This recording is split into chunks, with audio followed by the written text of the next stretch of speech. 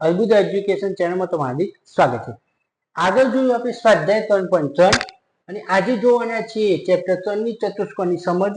એની અંદર જ સ્વાધ્યાય 3.4 જેની અંદર દાખલા નંબર 1 આની અંદર જે ખરા ખોટા છે એ થી તે h સુધી એ ખરા ખોટા ઓનલી ફોર તમારે આકૃતિઓ ઉપર સમજવાના છે। શેની ઉપર?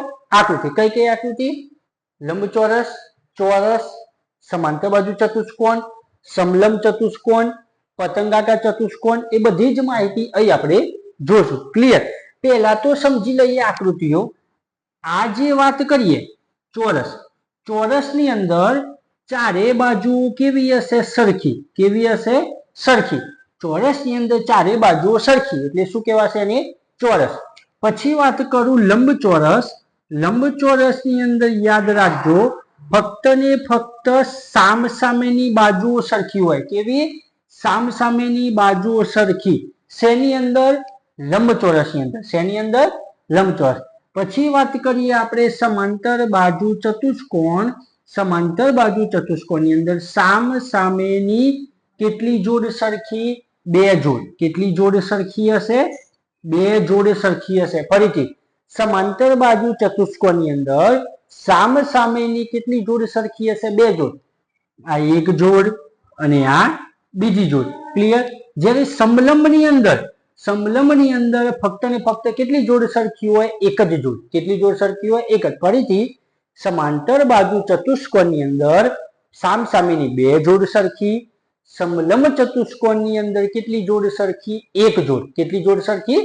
એક જોડ। પછી વાત કરું હું પતંગાકાર ચતુષ્કોણ। કયો? પતંગાકાર ચતુષ્કોણ।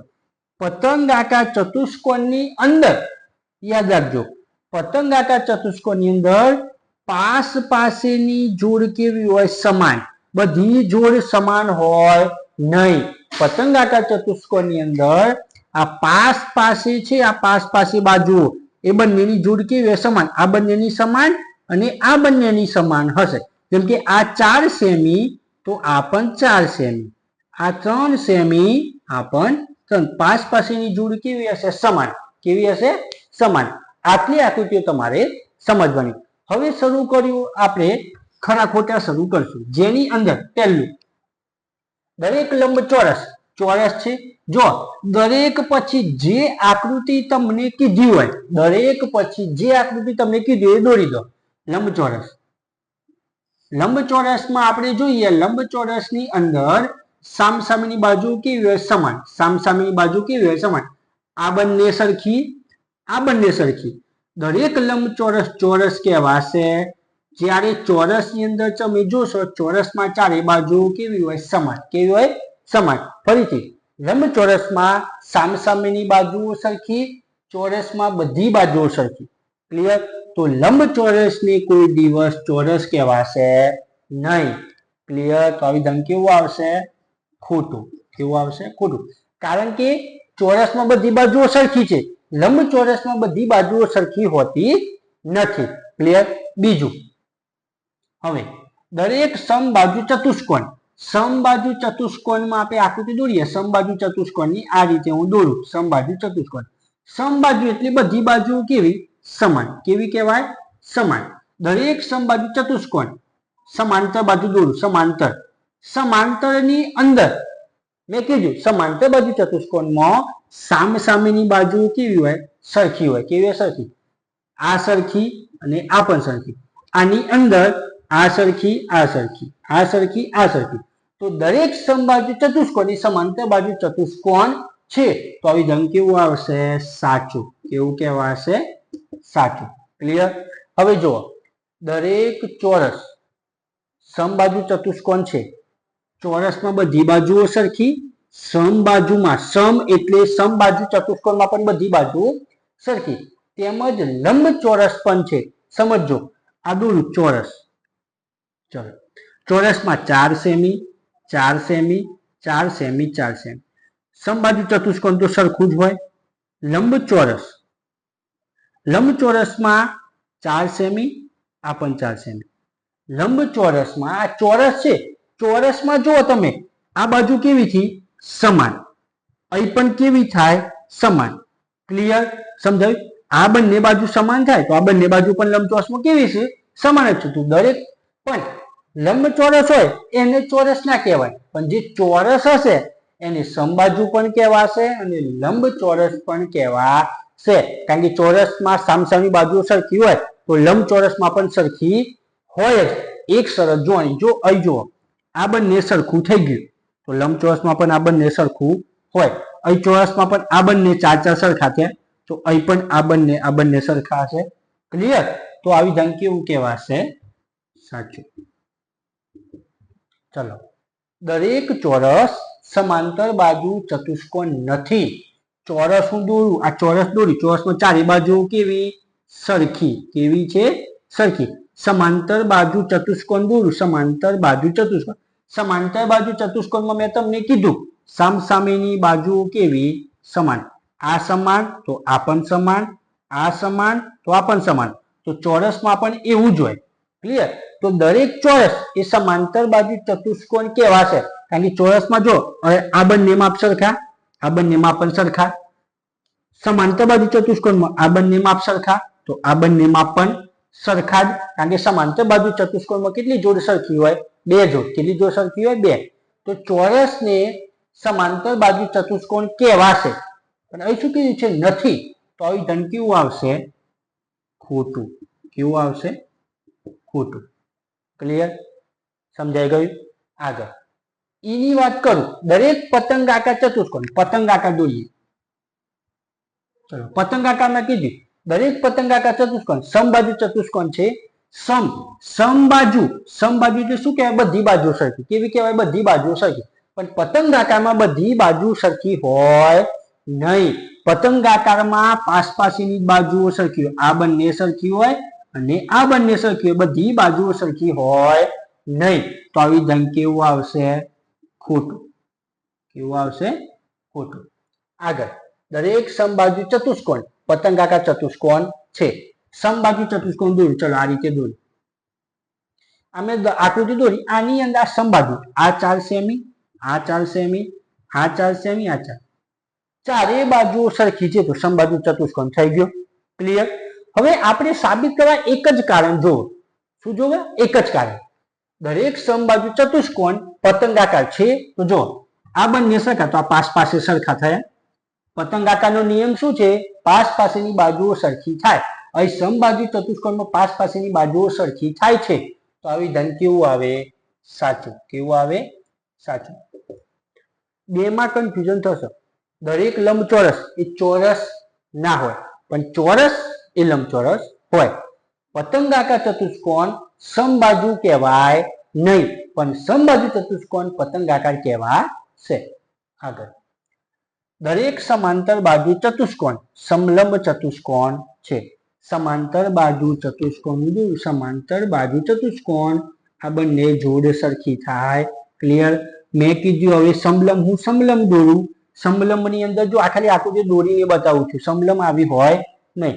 સમાંતર બાજુ ચતુષ્કોણની અંદર બંને જોડ સરખી. અહીં આપણે સાબિત કરવા મેં તમને કીધું એક જ કારણ જોવે. શું જોવે? એક જ. સમાંતર બાજુ ચતુષ્કોણમાં આ બંને સામસામેની બાજુઓ સરખી થાય.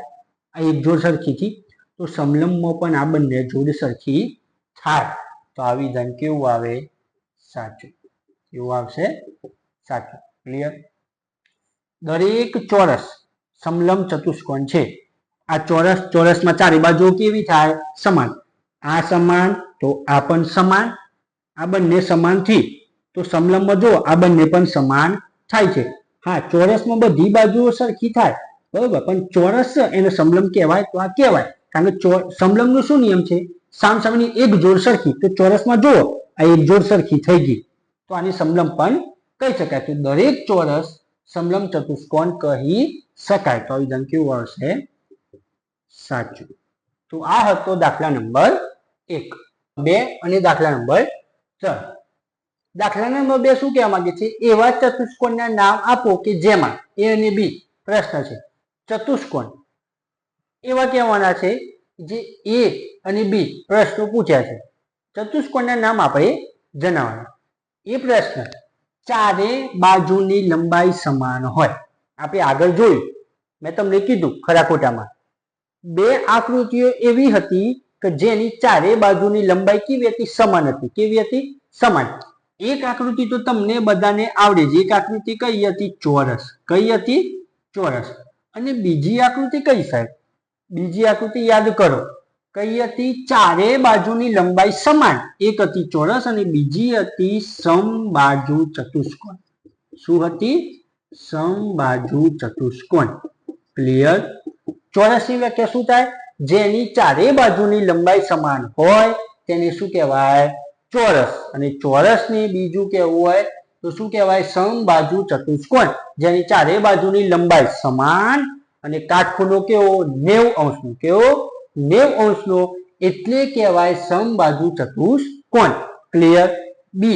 બે આકૃતિ. ફક્ત તમને શું પૂછ્યું છે? ચાર કાટખૂણા. શું પૂછ્યું? એવું નથી પૂછ્યું ચારે બાજુ લંબાઈ સમાન. અહીં તમને ખાલી શું પૂછ્યું છે? ચારે ખૂણા કેવા? કાટખૂણા. કેવા ખૂણા? કાટખૂણા. તો ચારે કાટખૂણા એવી કેવી આકૃતિ? લંબચોરસ. કેવી આકૃતિ? લંબચોરસ. શું કહેવાશે? લંબચોરસ. જેની અંદર લંબચોરસમાં બધા ખૂણા કેવા હોય? 90 અંશના. એટલે કે કેવા કહેવાય? કાટખૂણા. કેવા કહેવાશે? કાટખૂણા. ક્લિયર? હવે જોઈએ દાખલા નંબર 3. દાખલા નંબર 3 ની અંદર પ્રશ્ન છે કેવી રીતે એક ચોરસ એ, હું અહીં પ્રશ્ન પૂરો કરું છું, કેવી રીતે એક ચોરસ આજે ચોરસ એ ચતુષ્કોણ પણ કહેવાશે, સમાંતર બાજુ ચતુષ્કોણ કહેવાશે, સમબાજુ ચતુષ્કોણ કહેવાશે અને લંબચોરસ પણ કહેવાશે. તે સમજાવવાનું છે. આજે ચોરસ છે, ચોરસ એ ચારે ચાર કહેવાશે, ચતુષ્કોણ પણ કહેવાશે, સમાંતર બાજુ ચતુષ્કોણ પણ કહેવાશે, સમબાજુ ચતુષ્કોણ પણ કહેવાશે અને લંબચોરસ પણ કહેવાશે. તો પહેલું છે ચતુષ્કોણ. ચતુષ્કોણની વ્યાખ્યા આપણે લખીએ કે જેની ચાર બાજુઓ હોય, જેની ચાર બાજુઓ હોય તેને ચતુષ્કોણ કહેવાય. શું કહેવાય? ચતુષ્કોણ. જેની ચાર બાજુઓ હોય એને શું કહેવાય? ચતુષ્કોણ. 5 બાજુ હોય તો પંચકોણ, 6 બાજુ હોય તો ષટકોણ, 3 બાજુ હોય તો ત્રિકોણ, 4 બાજુ હોય તો ચતુષ્કોણ. ક્લિયર? હવે આવે સમાંતર બાજુ ચતુષ્કોણ. આગળ મેં તમને કીધું સમાંતર બાજુ ચતુષ્કોણ એટલે શું? કે જે આકૃતિમાં, જે ચતુષ્કોણમાં સામસામેની કેટલી જોડ સમાન હોય? 2 જોડ. કેટલી જોડ સમાન હોય? 2. હું લખું. જે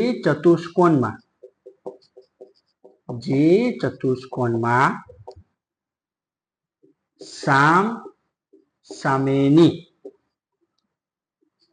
2 જોડ. કેટલી જોડ? 2 જોડ સમાન હોય. શું? સામસામેની કેટલી જોડ સમાન હોય? 2 જોડ સમાન હોય તેને સમાંતર બાજુ ચતુષ્કોણ કહે છે. ચતુ એટલે ચતુષ્કોણ. સમબાજુ ચતુષ્કોણ એટલે જેની ચારે બાજુઓ સમાન હોય તેને સમબાજુ ચતુષ્કોણ કહે છે. ક્લિયર? સમજાઈ ગયું? સમબાજુ એટલે કે જેની ચારે બાજુઓ સમાન હોય એને શું કહેવાશે? સમબાજુ ચતુષ્કોણ. અને ખાસ લંબચોરસ. લંબચોરસમાં સામસામેની બાજુઓ સમાન અને ચારે ખૂણા કેવા હોય? કાટખૂણા. કેવા હોય? કાટખૂણા. તો અહીં લખું જેમાં સામસામેની બાજુઓ સમાન હોય અને બધા ખૂણા કાટખૂણા હોય તો તેને શું કહેવાશે? લંબચોરસ. શું કહેવાશે? લંબચોરસ. ક્લિયર? તો આ હતો દાખલા નંબર 2 અને દાખલા નંબર 3. જો વિદ્યાર્થી મિત્રો તમને અમારા વિડીયો પસંદ આવતા હોય તો ચેનલને લાઈક કરો, શેર કરો અને સબસ્ક્રાઇબ કરો.